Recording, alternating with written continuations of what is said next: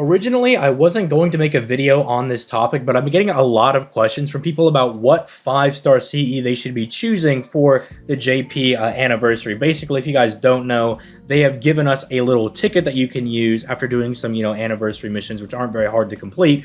You have the ability to pick one of these 5-star CEs, and the point of contention basically comes down to, do you pick Kaleidoscope or do you pick Black Grail, right?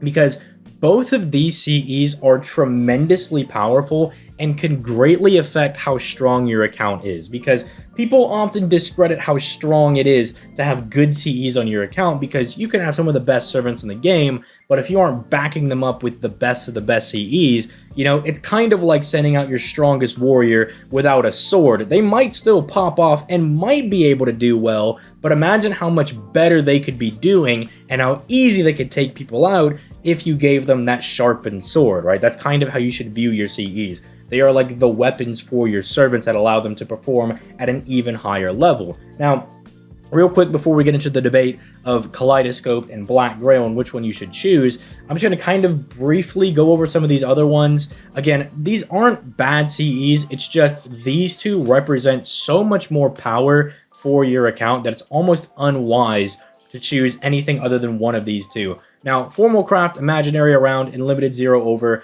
are all still like pretty decent CEs if you don't have anything better.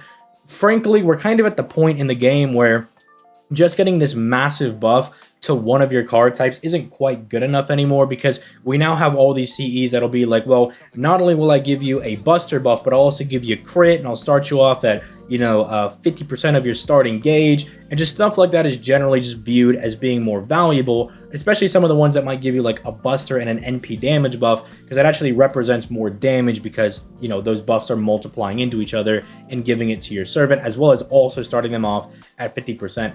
I would say, like, if you have to pick one of these, like, for whatever reason, maybe you already have a Maximum Broken Scope and a Maximum Broken Grail, and you're looking for something else, Formal Craft can be good, because you can actually use this with Castoria, but I just don't know why you would use it, because in this scenario, we're assuming you have a Maximum Broken Black Grail already, and that's why you'd be choosing something else. And, I mean, Formal Craft is just kind of like inferior Black Grail. You can maybe argue in some ways it's a little bit better. It doesn't represent as much extra damage as Black Grail is going to give you, but I guess it gives you a buff to your NP gain, and that's why, like, I'm saying you can kind of use it, but again, we're kind of stretching with these over here.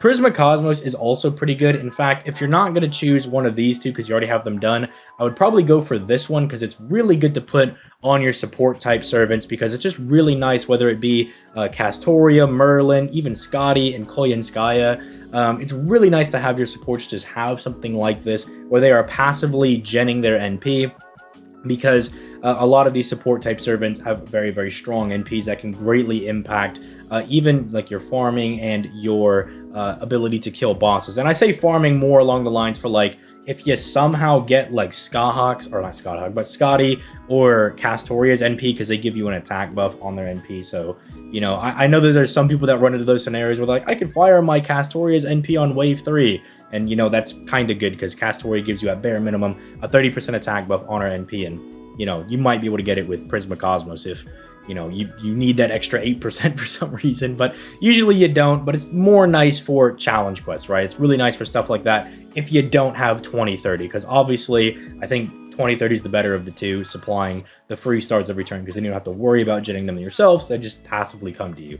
Volume In is really cool, because you can slap it on Ku, and it stacks with Ku's dodge buffs, and you can basically slap this on a Ku, pop Ku's dodge skill immediately, and then the enemy will actually take the invincibilities first, and so essentially you can kind of cheat some extra turns of cooldown on Ku's dodge skill, right? Because you already like get to pop it early, but not waste it, and so then by the time you're actually using some of your dodges, your skill might be up again, and you might kind of be able to quote-unquote loop his dodges, right? It makes it really useful for survival quests and stuff. It's just, there are better CEs you could be giving people, and there's better things you can be doing than using Volume In, right? You could use different CEs that just give your Ku more damage, so you can more quickly eviscerate the opponent, right? He's already going to be stalling and living well enough. Why not just give him a little bit of extra damage or something? You could just do other things. So really, it comes down to these two.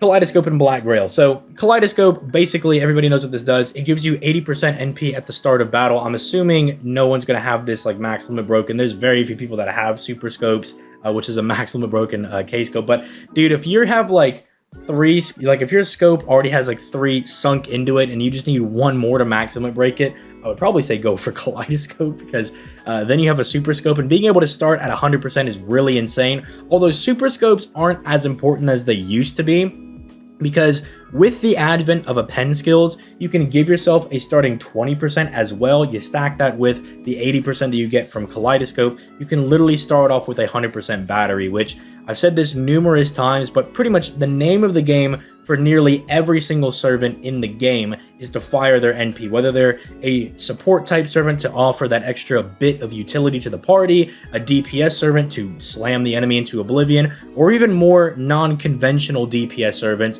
like Super Orion and Bazette, right, who still want to fire their NP to either perform their counters or to give themselves very massive face card crit damage, right? Everybody wants to fire their NP pretty much, and Kaleidoscope basically telling you that you can, especially with the pen skills, right, if you go that route, that you can just start off the battle with your NP, makes it absolutely broken.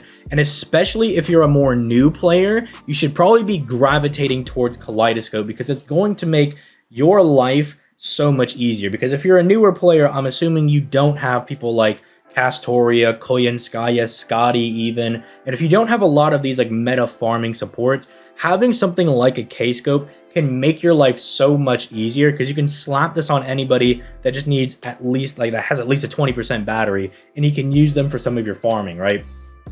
And it will just make your life a lot easier. And that's where we kind of transition into Black Grail. If you have a bit more of an established account, or like let's say you especially have Castoria, I think Black Grail is the way to go. And you might be wondering, well, why is 60% NP damage comparable to this starting 80% NP gauge here? And it pretty much comes down to specifically how Castoria's farming system works. So if you guys aren't aware, per Castoria, you can charge one person's gauge by 50% from her first and her second skill. So with 2 Castorias, you can fully get somebody to 100% of their NP. And then you smack Black Grail on there to basically facilitate them being at higher NP levels than they already are, because you get so much more extra damage that it not only guarantees that you're pretty much going to clear every single wave, and this is especially good if you have like NP1 servants and you're just missing that little bit of an extra kick, but it does also help you loop better. And the way it does that is because you're actually killing the enemies and doing more damage, your overkill goes up, and overkill is when you actually refund the most of your NP from firing your NP, right? And so getting something like a Black Grail is insanely valuable if you have Castoria on JP. And when this comes to global too, if you don't have Black Grail but you have Castoria, this is like insanely critical to get. You can use it in other situations. You can use it for just insanely quick like burst boss killing, right? The minus 500 HP every turn is just a complete non-issue, especially if you start max limit breaking this thing. That's another point towards Kaleidoscope. You'll see that CEs give you stats, right? I think everybody kind of knows that, but Black Grail is like one of the few CEs that actually gives you 2400 attack, and that adds up. If you think about, like, of course, this is talking about in the future, if you're able to max limit break some of these CEs, right? So this is kind of like looking towards the future when you are able to do that. But if you think about it, getting that additional even 2000 attack, that's basically gold foeing one of your servants on top of everything you've already done to them. And then Black Grail gives you that plus a little bit extra, right? It gives you like that gold foe plus essentially 1/4 of that buff on top of all of that. And so it makes it really, really insane. And so basically, if you're going to be asking like, which CE do I pick for the anniversary, if your account is more new and you don't have a lot of these other servants, like a lot of these farming servants, I think Kaleidoscope is the best way to kind of just make your life a little bit easier in playing the game. Obviously, you know, you're kind of probably want Black Grail as you go later and later into the game, but Kaleidoscope's never going to be bad. Being able to start off with 80% of your NP gauge is just never going to be bad in any conceivable way, right? It's just always going to be really strong. It's so strong, in fact, that they literally made a reprint kaleidoscope that's actually worse than this one, because that kaleidoscope gives you HP instead of attack. So this kaleidoscope is still even good to this day. And then if you have a more built-up account, say that your account is further along the way, you're starting to get a lot of your servants ascended and everything, maybe you're ready to start farming with somebody like Castoria specifically, then Black Grail I think is definitely the option to go with, because that's going to allow you to get away with a lot of like higher end farming and stuff, and it's going to make your farming life a lot easier. But you got to kind of weigh your own boxes based on all the information I've given you guys here. Like, you know, I can't review everybody's individual box and be like, I think you should go with this one specifically, right? You kind of got to just take the information I've given you, examine your account, and be like, okay, based on what he said, what is the best one to go for, right? So that's just my advice for picking one of these CEs. I hope it was helpful for you guys. If you enjoyed this video, make sure you leave a like on the video. Make sure you subscribe to the channel. I stream FGO every weekday over on my Twitch. I'd love to see more of you guys come down there. That is linked down in the description down below. And if you would like to enter to try to win $100 on August 13th, I am hosting a Yu-Gi-Oh! Master Duel tournament. If you want details about that, my Discord is linked down in the description down below. Just go to the announcements tab, and it's, you know, probably been sent there again. I usually ping people with that every single day in the server, so just look out for that. DM me. My name is literally just ZTL on the Discord. You'll see me at like really high in there. Just, you know, message me, be like, hey, I want to enter, and I'll get you signed up. But with all that being said, I'm going to go ahead and get out of here. You guys have yourselves a nice day. Peace. Late, guys.